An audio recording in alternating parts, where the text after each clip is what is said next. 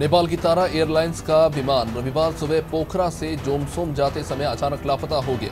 Airport अधिकारियों ने बताया कि एयरलाइन के 2 इंजन वाले 9 NET विमान में 4 भारतीय और 3 जापानी नागरिकों समेत कुल 22 लोग सवार थे। एयरपोर्ट अधिकारियों के मुताबिक सुबह 9:55 पर विमान का संपर्क टूट गया।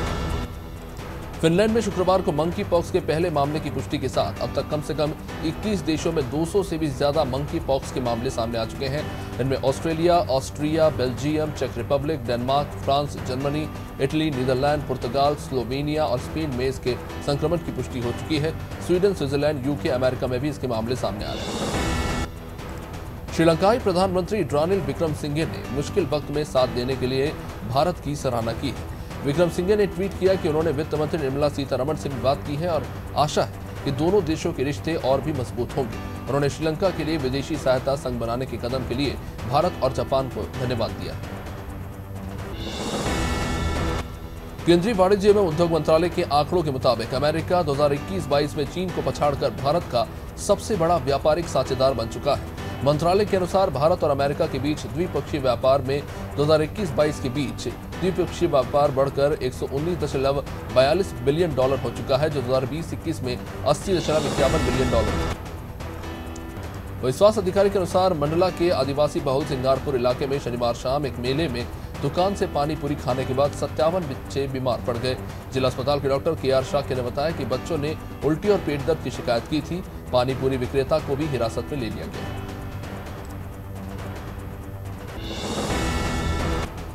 गुजरात के बनासकांठा में ओबीसी समाज के दूल्हे की बारात पर पत्थरबाजी में 8 पुलिसकर्मियों समेत कई लोगों के घायल होने की सूचना मिली है और इस घटना को लेकर अब तक 70 लोग गिरफ्तार किए गए हैं।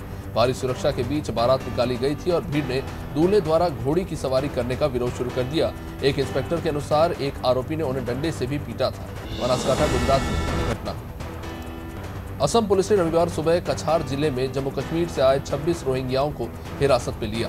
पुलिस के मुताबिक रोहिंग्या शनिवार रात को गुवाहाटी में कामाख्या रेलवे स्टेशन पहुंचे और सड़क के रास्ते सिलचर पहुंच गए थे। इन लोगों में 12 बच्चे भी शामिल हैं।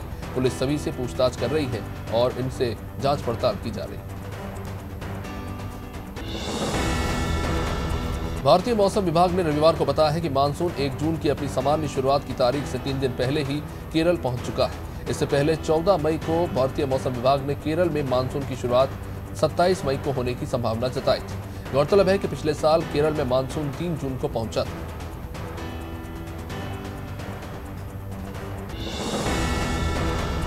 असम के स्वास्थ्य मंत्री केशव महंत ने रविवार को बताया कि राज्य सरकार ने प्रदेश में 6 धार्मिक समुदायों को अल्पसंख्यक प्रमाण पत्र देने का फैसला किया है। उन्होंने कहा कि मुस्लिम, ईसाई, सिख, बौद्ध, जैन और पारसी समुदाय के लोगों को अल्पसंख्यक प्रमाण पत्र दिए जाएंगे। ये फैसला गुवाहाटी में हुई राज्य कैबिनेट की बैठक में लिया गया। बीजेपी की राष्ट्रीय प्रवक्ता नूपुर शर्मा के खिलाफ एक टीवी शो में पैगंबर मोहब्बत पर कथित टिप्पणी को लेकर मुस्लिम संगठन रजा एकेडमी की शिकायत पर मुंबई में केस दर्ज किया गया। शर्मा के अनुसार ज्ञानवापी मुद्दे पर एक टीवी में बहस होने के दौरान उन्हें और उनके परिवार को रेप से लेकर हत्या और सिर काटने तक की धमकी मिली।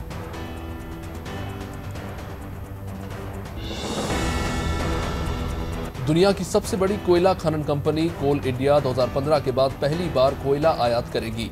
बिजली मंत्रालय के पत्र में कहा गया है कि कोल इंडिया गवर्नमेंट टू गवर्नमेंट के आधार पर कोयला आयात करेगी और राज्य के थर्मल पावर प्लांट्स और स्वतंत्र बिजली उत्पादकों को आपूर्ति करेगी।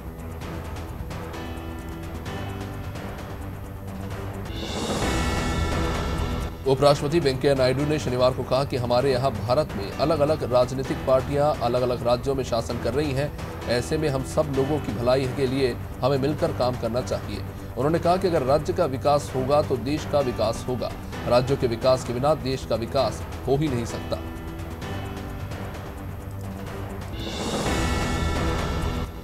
ओएनजी ने वित्तीय वर्ष 2021-20 में 40,305 करोड़ का मुनाफा कमाया है। साथ ही रिलायंस इंडस्ट्रीज के बाद ओएनजीसी मुनाफा कमाने वाली दूसरी सबसे बड़ी कंपनी बन गई है। 2021 में 11,246.44 करोड़ की अपेक्षा इस साल 22 में ओएनजीसी का मुनाफा 258% बढ़ गया है। ओएनजीसी ने टाटा स्टील 33 करोड़ को पीछे छोड़ दिया। कोविड महामारी के चलते 2 सालों से अधिक समय से बंद भारत बांग्लादेश के बीच यात्री ट्रेन सेवाएं रविवार को दोबारा शुरू हुई। भारत बांग्लादेश के बीच बंधन एक्सप्रेस और मैत्री एक्सप्रेस दोबारा से शुरू हुई है। इस मौके पर बांग्लादेश स्थित भारतीय उच्चायोग ने ट्वीट किया और इस महत्वपूर्ण सेवा के दोबारा शुरू होने से यात्रियों की आवाजाही में भी अब आसानी होगी। कार्तिक आर्यन की भूल भुलैया 2 2022 में 100 करोड़ कमाने वाली 5वीं हिंदी फिल्म बन चुकी है। फिल्म ने रिलीज के 9वें दिन ही यह आंकड़ा पार कर लिया है। इससे पहले आलिया भट्ट की गंगूबाई काठियावाड़ी, अनुपम खेर की द कश्मीर फाइल्स, रामचरण की RRR और यश की KGF 2 ने यह उपलब्धि हासिल की थी।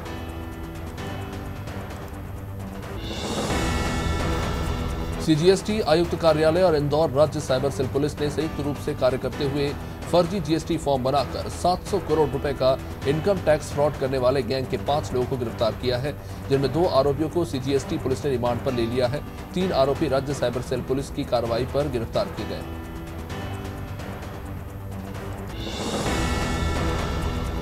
श्री राम जन्मभूमि तीर्थ क्षेत्र ट्रस्ट के अध्यक्ष महंत नृत्य गोपाल दास के जन्मोत्सव को लेकर अयोध्या में बृहद आयोजनों की तैयारी चल रही है। 4 जून से ही जन्मोत्सव को लेकर विभिन्न आयोजन शुरू हो जाएंगे।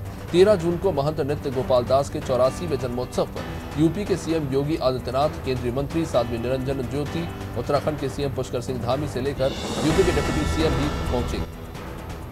उन्नाव में बीते 10 मई को एक F84 थाना क्षेत्र के अंतर्गत 2 बच्चों की संदिग्ध परिस्थितियों में मौत हो गई।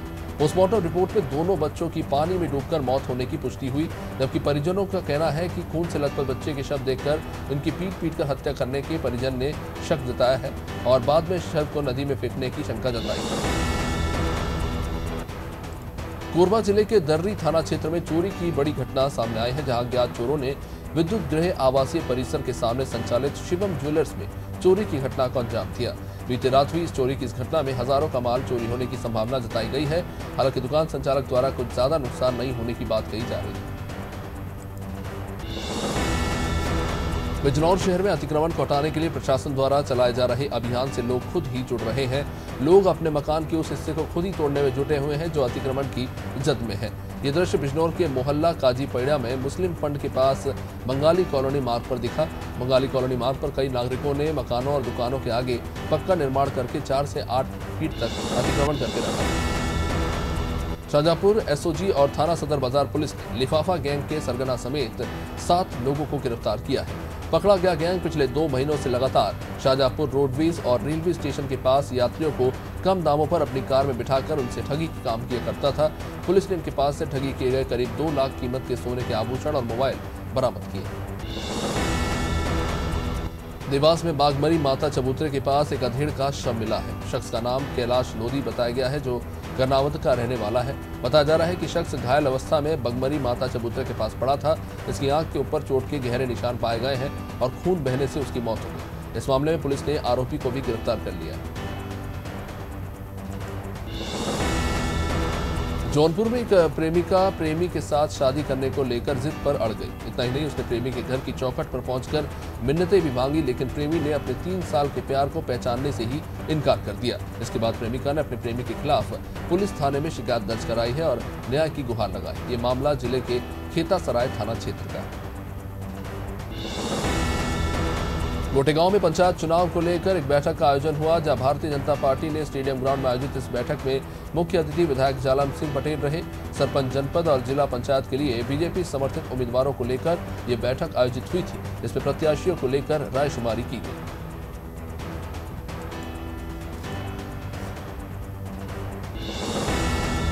हरिद्वार ज्वालापुर के पूर्व विधायक सुरेश राठौर द्वारा मुख्यमंत्री पुष्कर सिंह धामी की जीत के लिए किए जा रहे 7 दिवसीय यज्ञ का समापन हुआ। भाजपा के पूर्व विधायक सुरेश राठौर के द्वारा अपने फार्म हाउस पर यह 7 दिवसीय यज्ञ का आयोजन किया जा रहा था, जिसमें रविवार को पूर्णाहुति के साथ यज्ञ का समापन हुआ।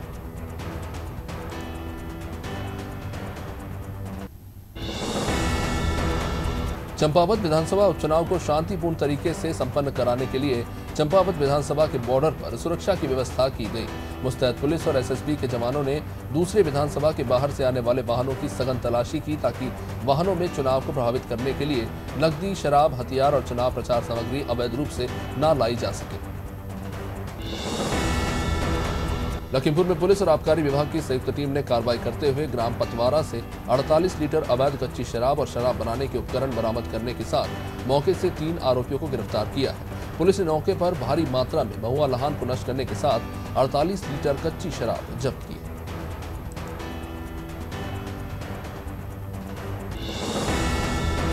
मसूरी भाजपा महिला मोर्चा के द्वारा संजय ऑर्थोपैडिक स्पाइन और मैटरनिटी सेंटर के साथ सेवा सोसाइटी के तत्वाधान में मसूरी महात्मा योगेश्वर सरस्वती शिशु मंदिर में निःशुल्क सड़क सुरक्षा, जन जागरूकता और हड्डी जोड़ लोक परामर्श स्वास्थ्य शिविर का आयोजन किया गया, जिसमें मसूरी और आसपास के लोगों ने भारी संख्या में हिस्सा लिया।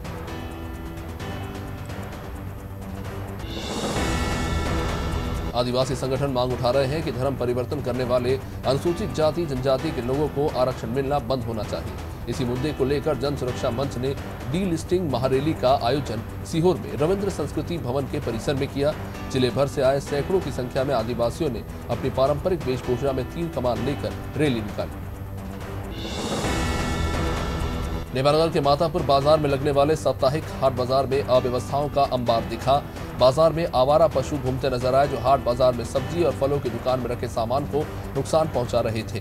बाजार में आने वाले लोगों को वे टक्कर भी मार रहे थे। इससे दुकान संचालक को भी परेशानी होती रही। दुकान संचालक कई बार शिकायत कर चुके हैं, लेकिन अभी तक इस पर कोई कार्रवाई नहीं हुई। लखीमपुर खीरी जिले की तहसील पलिया में ठक्कर बापा आश्रम राष्ट्रीय किशोर किशोरी स्वास्थ्य कार्यक्रम के आयोजन में पलिया के सामुदायिक स्वास्थ्य केंद्र में तैनात ब्लॉक कोऑर्डिनेटर निधि शाह ने 10 से लेकर 19 साल की किशोरियों को निःशुल्क परामर्श दिया। किशोरियों को शरीर में बदलाव के चलते होने वाले पीरियड्स के बारे में भी जानकारी दी गई। इंदौर में क्रेडिट कार्ड का अधिकारी बताकर सब इंस्पेक्टर से 1,07,000 रुपए की ठगी का मामला सामने आया है। पलासिया थाना क्षेत्र में रहने वाले पुलिस रेडियो विभाग में पदस्थ सब इंस्पेक्टर हरवंश सिंह यादव ने पलासिया थाने पर शिकायत दर्ज कराई कि उनके पास एक फोन आया। पुलिसकर्मी को झांसा देते हुए जानकारी लेकर 2 बार में अकाउंट में से 1,07,000 रुपए निकाल लिए गए। पुलिस अब मोबाइल नंबर के आधार पर आरोपी की तलाश कर रही है। उत्तर प्रदेश के उन्नाव जिले में पुलिस और स्वाट टीम को बड़ी सफलता हाथ लगी। पुलिस ने 5 थाने की 8 चोरी की घटनाओं का खुलासा करते हुए 6 शातिर चोरों को और इनके लीडर को गिरफ्तार किया है। इनके पास से 3 चोरी की मोटरसाइकिल और भारी मात्रा में सोने चांदी के जेवरात से लेकर इलेक्ट्रॉनिक और वाहन के उपकरण बरामद हुए। पलेरा में त्रिस्तरीय पंचायत चुनाव की घोषणा होते ही अनेक दावेदारों ने ताल ठोक दिए हैं। वार्ड क्रमांक 12 में अनारक्षित होने के कारण बुंदेलखंड किसान मजदूर संघ के राष्ट्रीय वरिष्ठ उपाध्यक्ष दिनेश कुमार निरंजन अपना नामांकन भरेंगे।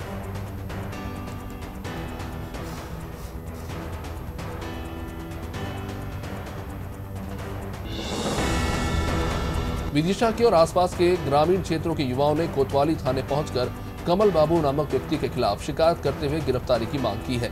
युवाओं ने बताया कि करीब 1 साल पहले कमल बाबू नाम के शख्स ने मेडिकल कॉलेज विदिशा में सिक्योरिटी गार्ड की नौकरी दिलाने के नाम पर हर एक युवक से 5 से लेकर 10,000 रुपए तक लिए, लेकिन ना तो अब तक नौकरी लगी और ना ही उसने पैसे वापस किए।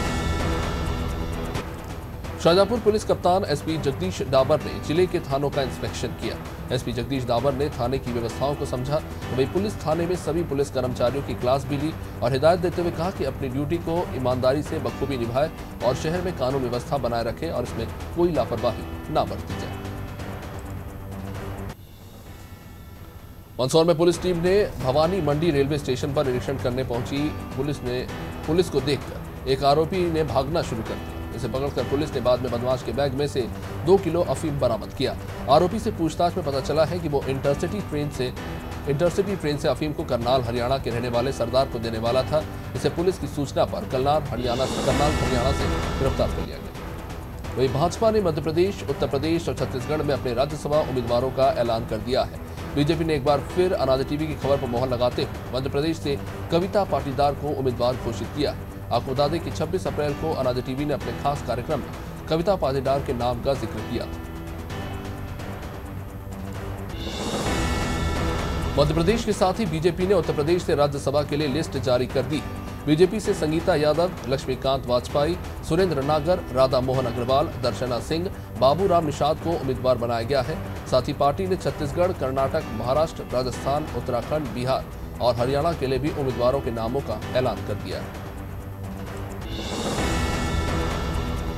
कर्नाटक से निर्मला सीतारमण और जग्गेश को उतारा गया है। महाराष्ट्र से पीयूष गोयल और अनिल सुखदेवराव बोंडे को उम्मीदवार घोषित किया गया है। राजस्थान से घनश्याम तिवारी को टिकट मिला है, तो उत्तर प्रदेश में पार्टी ने सुरेंद्र सिंह नागर, बाबूराम निषाद, दर्शना सिंह और संगीता यादव पर भरोसा जताया।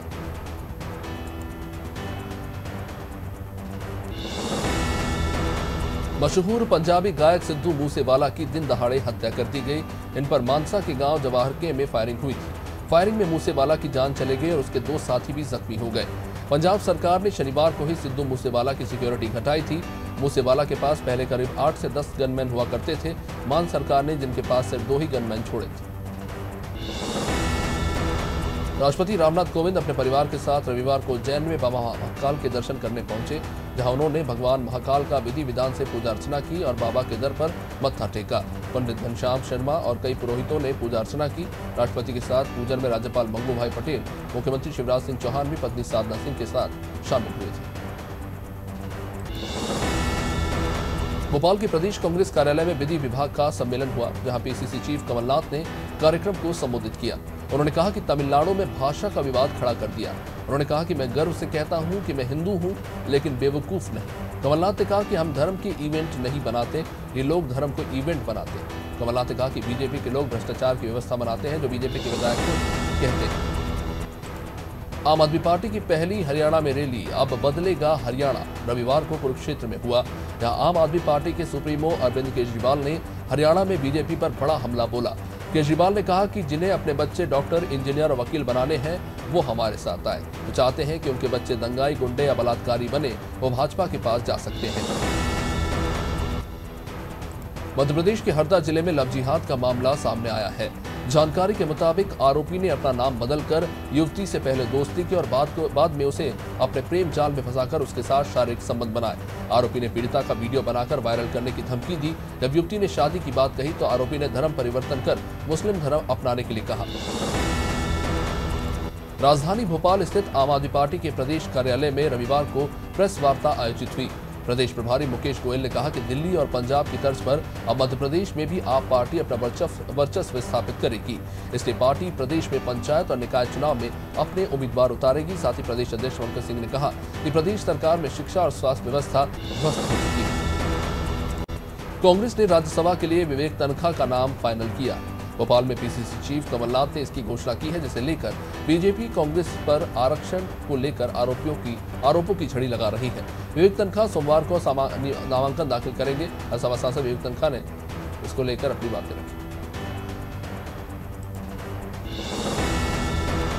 सहारनपुर के देवबंद में जमीयत उलेमा ए हिंद की बैठक में अध्यक्ष मौलाना महमूद मदनी ने मंदिर मस्जिद के मुद्दों को देश के लिए खतरनाक बताया।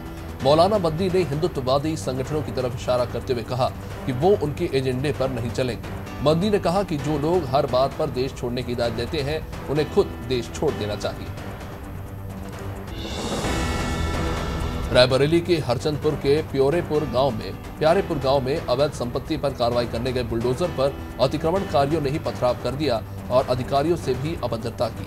जानकारी के मुताबिक गांव की नजूल की जमीन पर अवैध रूप से बने मकान को तोड़ने के लिए प्रशासन का बुलडोजर पहुंचा था। तभी अवैध मकान मालिक ने जमकर बवाल मचाया और मौके पर पत्थरबाजी शुरू कर दी। वहीं कोटेगांव में राज्यसभा सांसद दिग्विजय सिंह अपनी पत्नी अमृता सिंह के साथ ज्योतिश्वर के परमहंसी गंगा आश्रम पहुंचे थे। इस दौरान उन्होंने जगतगुरु स्वामी स्वरूपानंद सरस्वती महाराज से भी मुलाकात की और उनका भी आशीर्वाद दिया। दिग्विजय सिंह ने महाराज राजेश्वरी मंदिर में भी पूजा अर्चना की।